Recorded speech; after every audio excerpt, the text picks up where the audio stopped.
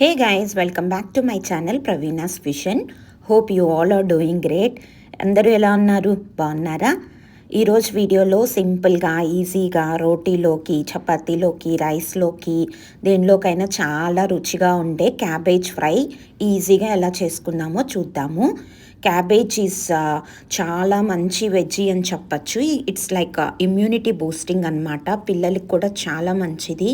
So cabbage green సాలడ్గా కూడా use చేస్తారు కొంతమంది, అండ్ మనం వెజ్జీగా కూడా యూస్ చేస్తాం కాబట్టి దీన్ని మనం అట్లీస్ట్ వీక్లీ వన్స్ ఏదో ఒక ఫామ్లో తీసుకోవడం చాలా మంచిదన్నమాట. చూసారా, ఇలా రైస్లో తినొచ్చు, చక్కగా రోటీలో ఇలా కర్డ్ లేకపోతే ఏదన్నా సాస్ వేసుకొని దాని మీద ఈ ఫ్రై రెసిపీని పెట్టేసుకొని చక్కగా ఇలా రోల్స్ తీసుకొని లంచ్ బాక్స్ రెసిపీగా కూడా పెట్టేయచ్చు అనమాట. పిల్లలు చాలా అంటే చాలా ఇష్టంగా తింటారు. చూసారా, ఇలాగా కావాలంటే ఈ క్యాబేజ్కి మనం ఇంకేమన్నా యాడ్ ఆన్స్ కూడా యాడ్ చేసుకోవచ్చు, లైక్ గ్రీన్ పీస్, క్యారెట్స్ అలాగా.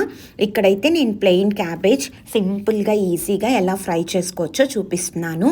నేనైతే ఈ రెసిపీ కోసం కోకోనట్ ఆయిల్ యూస్ చేస్తున్నాను. కోకోనట్ క్యాబేజ్ మంచి కాంబినేషన్ అనమాట. లేదు కోకోనట్ ఆయిల్ లేదు అనుకుంటే లైట్గా ఫ్రై అంతా అయిపోయాక డ్రై కోకోనట్ పౌడర్ కూడా వేసుకోవచ్చు, అలా కూడా చాలా బాగుంటుంది. బట్ నా దగ్గర ఈ ఆర్గానిక్ కోకోనట్ వర్జిన్ ఆయిల్ ఉంది కాబట్టి అది వాడేస్తున్నాను అనమాట. So 1 to 2 teaspoons of oil సరిపోతుంది. నార్మల్ అన్ని ఫ్రైస్కి పెట్టుకున్నట్టుగానే చిన్న తిరమాత పోపుతో స్టార్ట్ చేస్తామన్నమాట. సో ఇలా ప్యాన్ అనేది కొద్దిగా వెడల్పుగా ఉంటే క్యాబేజ్ ఏమవుతుందంటే కట్ చేసినప్పుడు చాలాగా కనపడుతుంది కదా, ఫ్రీగా ఉడకటానికి బాగుంటుంది అనమాట. మనం స్టీమ్ మీద ఉడికించుకుంటాం, ముందుగా బాయిల్ చేసి అయితే చేయట్లేదు కదా, అందుకని.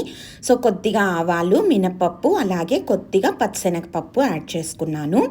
సో ఎప్పుడైనా కూడా ఫ్రై చేసేటప్పుడు మోస్ట్లీ ఎనీ వెజిటబుల్ స్టీమ్లోనే ఫ్రై చేసేసుకోవడానికి ట్రై చేయండి. ఎందుకంటే మనం వెజిటబుల్ని మళ్ళీ సపరేట్గా బాయిల్ చేస్తే దాంట్లో ఉన్న న్యూట్రియంట్స్, వైటమిన్స్ పోతాయి అంటారు కదా.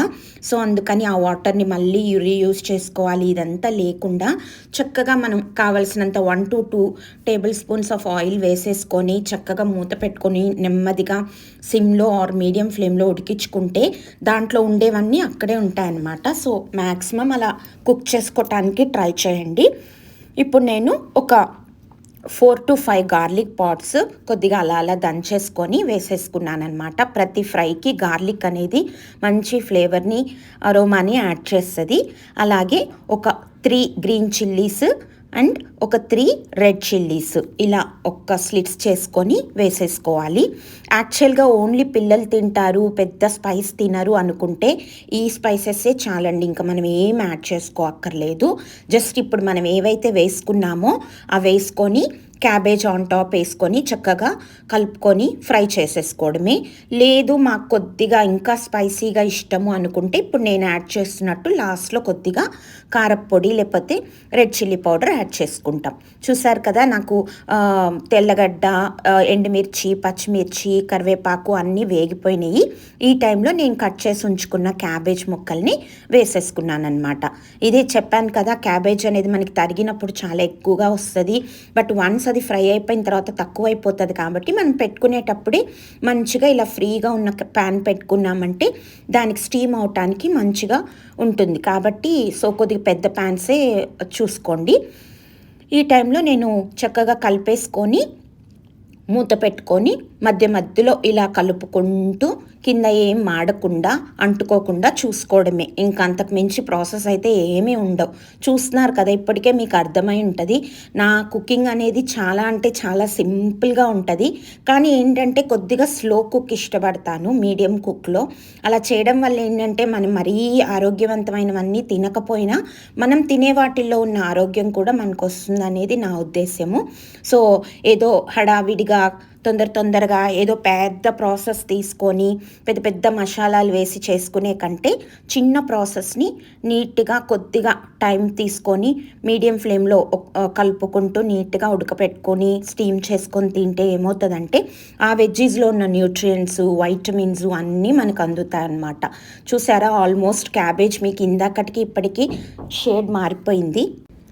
సో ఇందాకటికి ఇప్పటికీ మంచిగా షేడ్ కూడా మారిపోతుంది, ఇలా దగ్గర పడిపోతూ వస్తుంది అనమాట. It's just the matter of time అండి, అంతే. ఇంకా మిగతా ఇంకా మనం చేసేది ఏమీ లేదు.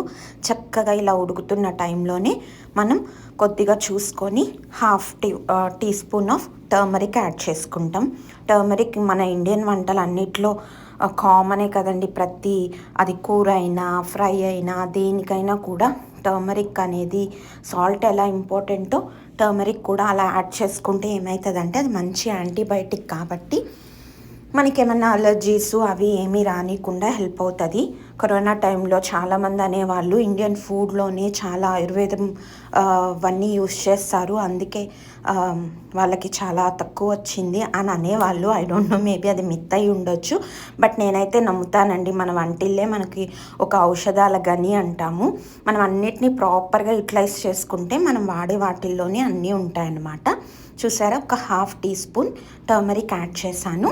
అండ్ ఈ స్టేజ్లో మనకి కావలసినంత సాల్ట్, మన టేస్ట్కి తగినంత సాల్ట్ యాడ్ చేసేసుకొని చక్కగా మళ్ళీ పైకి కిందికి మొత్తం కలిపేసుకొని మూత పెట్టేసి మళ్ళీ నీట్గా స్టీమ్కి ఉడకనివ్వాలన్నమాట.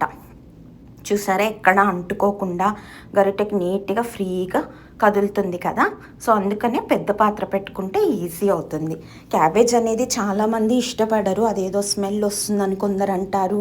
బట్ మనం చక్కగా చేసుకునే పద్ధతిలో చేసుకొని అది ఎలా ఇస్తే పిల్లలు నచ్చుతారనేది ఆ పద్ధతిలో కానీ మనం తినిపిస్తే నిజంగా ఫ్యాన్ అయిపోతారండి. నేను తినను చేయను అని అన్నారు. సో ఇప్పుడు చూసారు కదా, చపాతీకి చక్కగా ఏదన్నా ఒక మైనీసో సాసో పెట్టేసి పైన ఈ కర్రీ వేసేసి రోల్స్ చేసి ఇచ్చేసామనుకోండి, మంచిగా తినేస్తారు. అలాగే పెరుగన్నానికి పక్కన పెట్టేసినా కూడా తినేస్తారనమాట.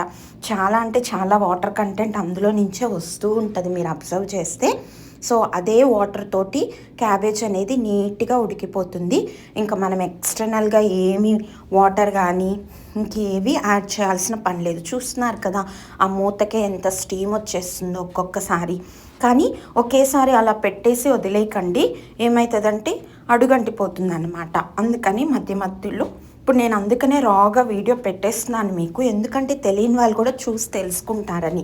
చాలామంది దీన్ని వేరుగా ఉడకపెట్టేసి దాని నుంచే వచ్చే వాటర్ అంతా పక్కన పడేసేసి పోపు పెట్టుకొని దాంట్లో ఆ ఉడకపెట్టిన కూరగాయని వేసుకొని చేసుకుంటాము.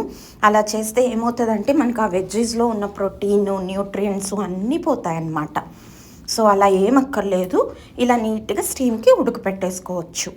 చూసారా, చెప్పాను కదా స్టార్టింగ్లో మీకు వద్దు ఈ టైంలో మాకు ఇంకా స్పైస్ సరిపోతుంది అనుకుంటే అక్కడితో ఆపేయచ్చు. లేదు అంటే ఇప్పుడు నేను ఇక్కడ యాడ్ చేశాను కదా, ఒక 1/2 to 1 teaspoon spicy powder add చేశాను అనమాట. అంతకుమించి ధనియాల పొడి, గరం మసాలాలు ఇవేమీ అక్కర్లేదు. మీరు ఒక్కసారి ఈ పద్ధతిలో ట్రై చేసి చూడండి. ఆ గార్లిక్ ఫ్లేవర్తో క్యాబేజ్ అనేది మీకు ఎక్కడా కూడా ఆ పచ్చిదనం ఏమీ లేకుండా నీట్గా, మనం ఇందాక ఎంత క్యాబేజ్ వేసాము, ఇప్పుడు చూసారా ఎంత తక్కువ పడిపోయిందో. బట్ ఆ ప్లేట్కి వచ్చే ఆవిరి నీళ్ళు అయితే మనం ఇందులో వాడుకోవచ్చండి, అదే కూరగాయ నుంచి వచ్చే వాటరే కాబట్టి ఏ ప్రాబ్లం లేదు. చూసారా, ఇక్కడ చక్కగా రోటీ, కొద్దిగా రైస్, క్యాబేజీ, ఒక రోటీ పచ్చడి, సలాడ్, ఇలా ఇంకేం కావాలి చెప్పండి. మీకు నచ్చిందా? నచ్చితే please like, comment and subscribe to my channel Praveena.